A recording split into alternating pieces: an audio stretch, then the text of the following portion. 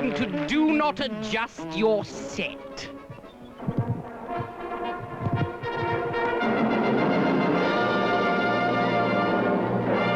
evening. Tonight we look at the economic acts.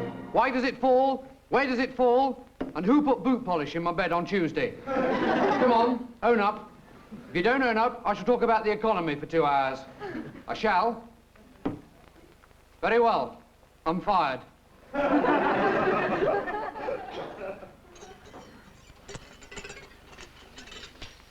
Good morning, Chancellor. I've got the latest government spending figures here, and I know you won't believe it, but I believe that we can save £128 million.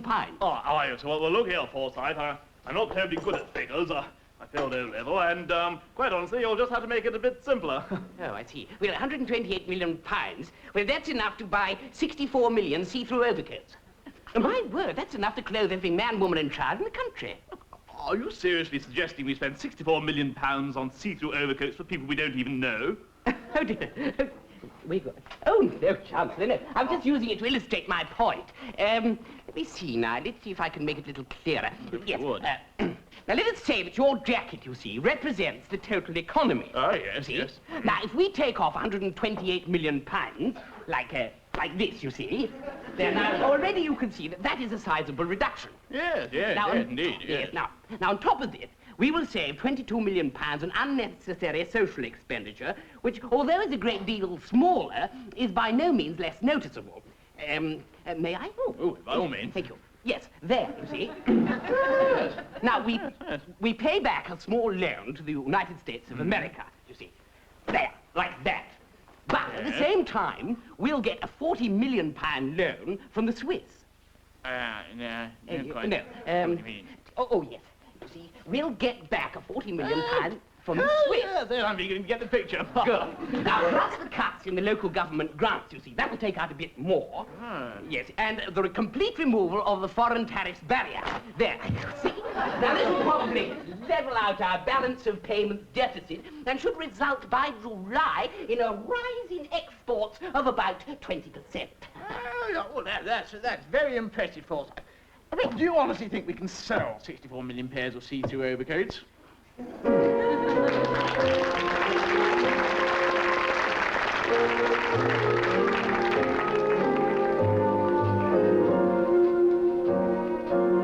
Sorry, 002, this is the only way I could think of contacting you without attracting attention.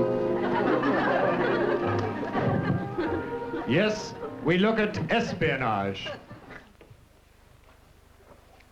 Is our security network riddled with foreign agents? Today, we put that question to a top British security official. Well, is the British Secret Service riddled with foreign agents? Oh, niet, Prushki, niet, wiesz niet. Definitely niet. Oh. Well, tonight we've got another British Secret Service agent to come along and talk to you. He will be in disguise for security reasons, and because he likes it. Good evening. I want to talk to you tonight about some of the latest methods we are using in our work. I'm afraid I can't tell you my name. I'm known simply as M. M for Morris. Oh, no, would you forget that, please? My name's not Morris at all. No, it's Melanie. Melanie Johnson. Jenkinson, yes. I'm Melanie Jenkinson, Agent 237. Oh, 238. Now, in our work, we use many cunning devices. For instance, this disguise I'm wearing consists of a mask which alters the entire shape of my face, apart from the ears. Now, something no spy can afford to be without is a camera, but this must be inconspicuous and cunningly concealed. So we've developed this, a perfectly ordinary Thompson submachine gun. But when fired at someone, it takes a series of really excellent snaps. Now, the complete spy must also have an unintrusive method, an efficient method of overpowering his enemies. One of those bricks slipped in someone's drink can be deadly. But the latest and most exciting development has been in the pill field. It consists of this little disappearing pill. One swallow of this, and you disappear completely. There you are, you see. Simple, effective, and British. And now, although you can't see me, I am about to swallow the fantastic reappearing pill, which we have just developed. So here goes. Of course, it's not perfect yet by a long way. It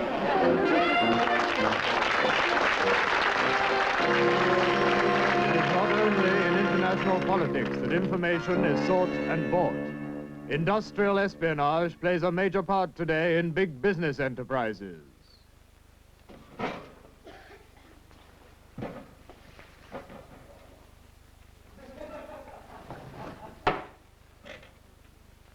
Green jelly is untried in Manchester.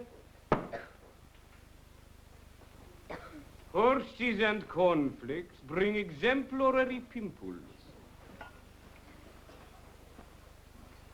What is the password? What? What is the password? What is? Is. Is it good? Yes. Have you any information for me? Act inconspicuously. They may be watching us. So, what a jolly good, bad, fine weather we are not having, is it so, yes? Oh, yes, yes. What jolly weather.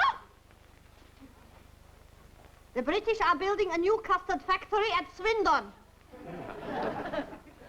Goodbye. Must be toddling off now. Goodbye. Goodbye.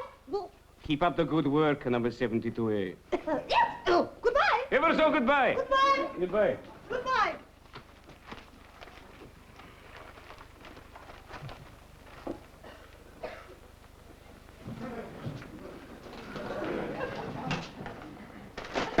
Oh, gee, I'm terribly sorry. What a silly thing to do. I do beg your pardon. Any information for me today? Yes. The British are building a new custard factory at Swindon. Thanks a lot, Mr. Sliverosky, or whatever your name is.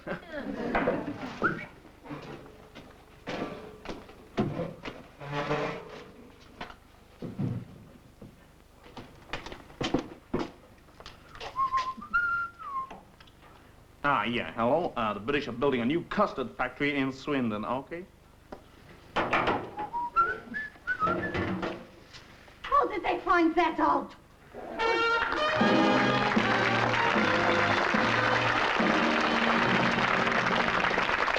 Why are the Bonzo Dog Doodah Band so popular? Why do they always appear on this program? Why do they wear such funny costumes? Why do they keep putting boot polish in my bed? What do they do it for? Why has Neil Innes got flu, so I've got to do his bit? Why? Why are they going to play Love is a Cylindrical Piano? Have they no sense of decency? Why?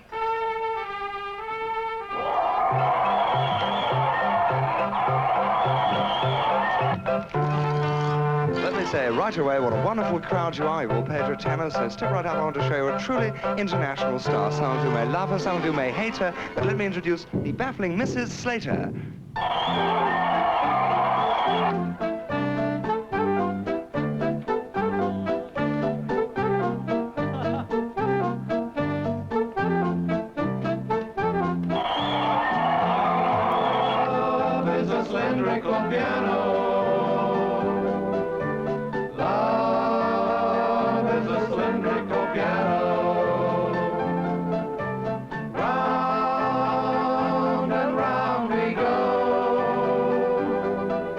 You're ready for the next great act, and I won't keep you long.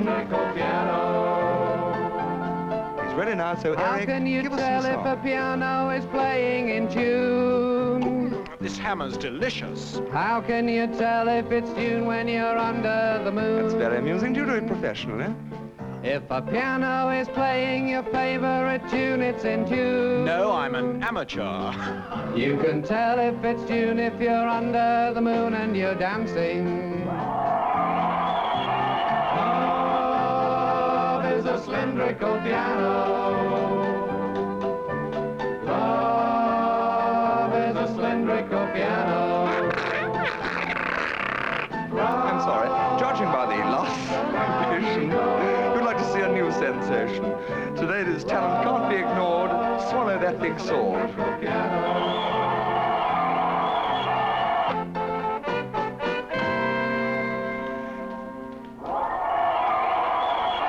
This next act could be construed to be rather rude, but let's introduce and keep your fingers crossed from France, Les Deux Calypsos.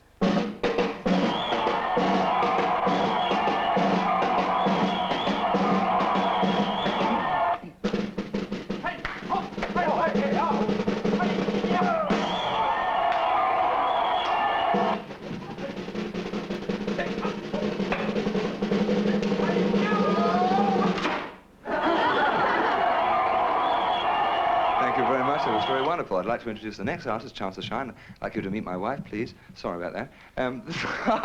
This one is the Sammy the Intelligent Seal. Sammy.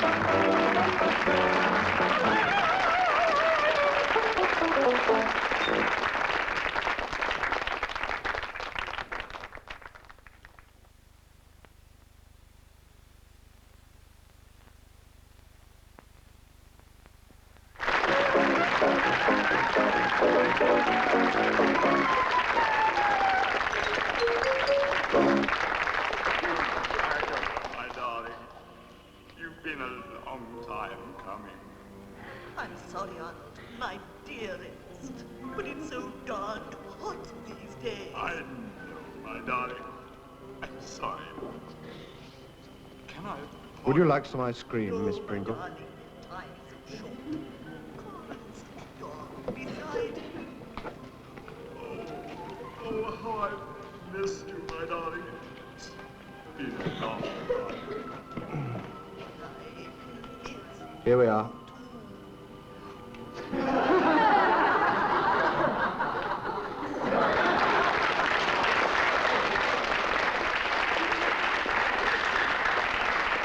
Excuse me, is anyone sitting here? No, please. Thank you very much.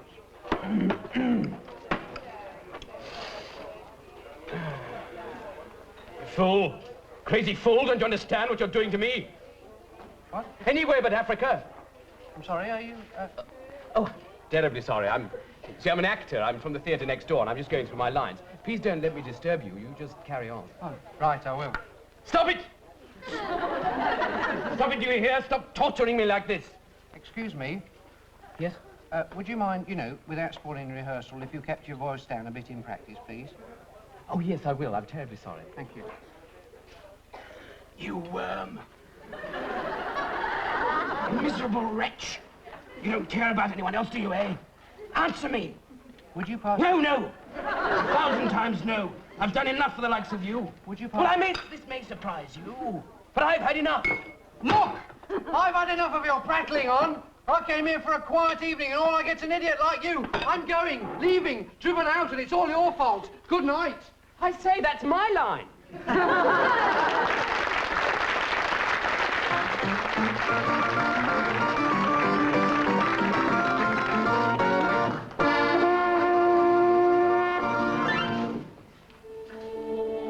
Hello, darlings. Come away with me now to that magic land, the land of the live theatre.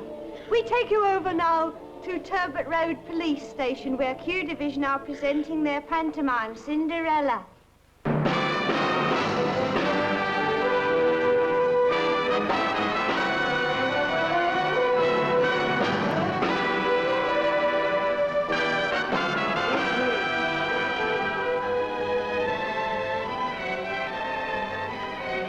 Evening? Oh, evening. Oh, excuse me, sir. Yes, madam, what can I do for you? Just a routine inquiry, sir. Indeed, indeed.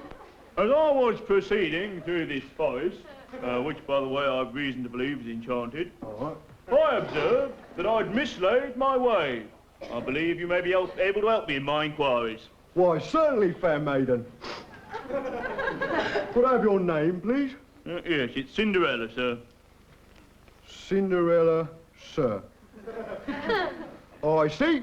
So you're Cinderella, sir. That would appear to be the case, yes. Well, I have been hearing reports of your beauty and allure. You have you? And I must inform you that I am captivated by your grace and loveliness. You are you? And furthermore, I must ask you to accompany me to the ball. But first, if you wouldn't mind answering a few routine questions. Certainly. Have you ever seen this? Oh.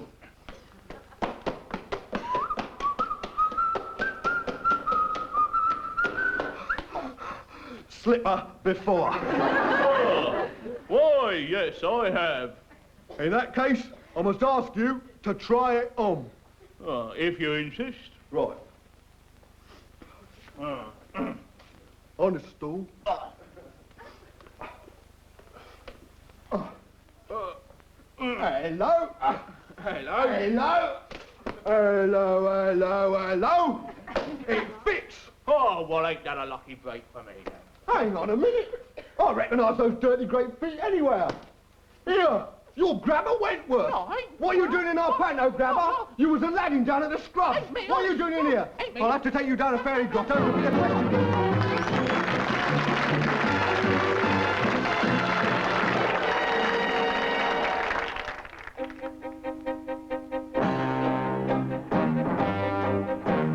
Last week, we saw how Captain Fantastic brilliantly eluded the terrifying backward nation. Now, as he takes a night flight away from the beach, his control calls him. His orders are to divert and deal immediately with a nasty outbreak of teapot snatching in Surrey.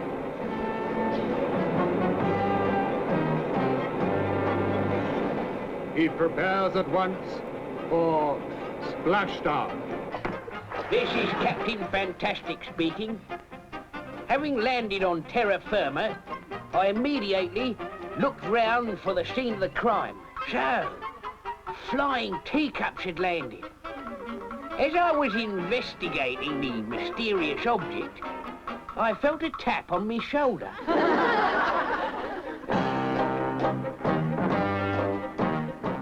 My hat! Robot!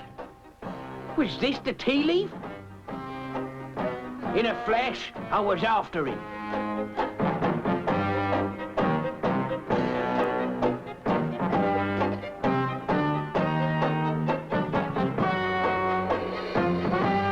It was daylight robbery. Things were getting serious.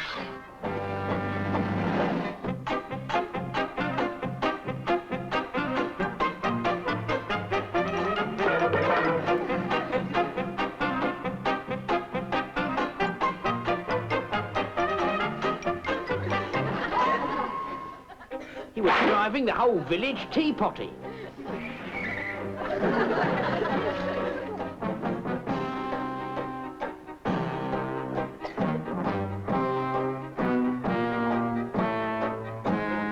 Nothing could hold me back from apprehending him. Finally, I cornered him.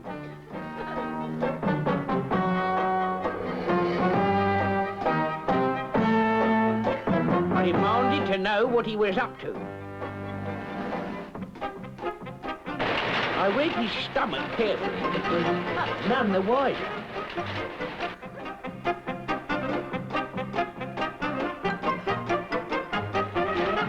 This was getting tedious. I made a bid for the teapot, but he beat me down.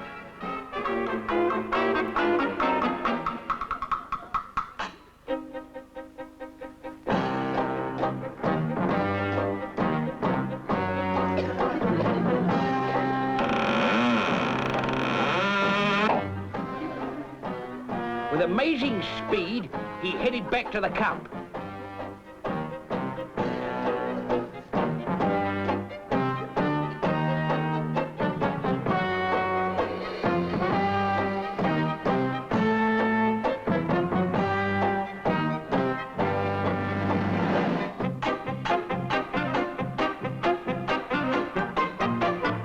But by now the housewives were with me, and we were determined to catch him.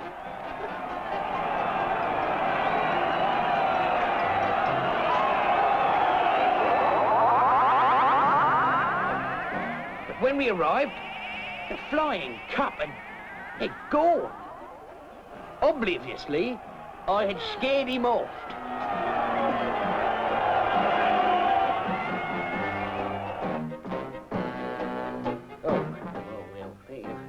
Nothing really. Another mission successfully accomplished. Though, mind you, the whole affair seemed a bit of a storm in a teacup to me.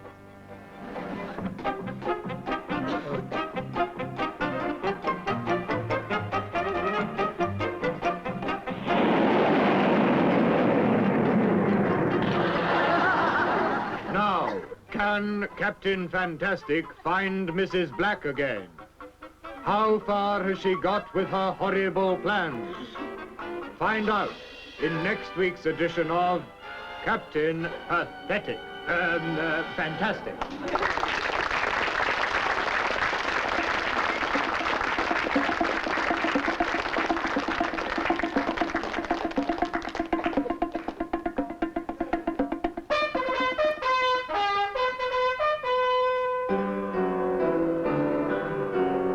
As you sit down to your Sunday joint, Or eat your sandwiches. Oh, look inside, your sausage row. And wonder who it is. when your mutton chop makes you want to stop, Or a piece of fish pie goes down the wrong why. Remember,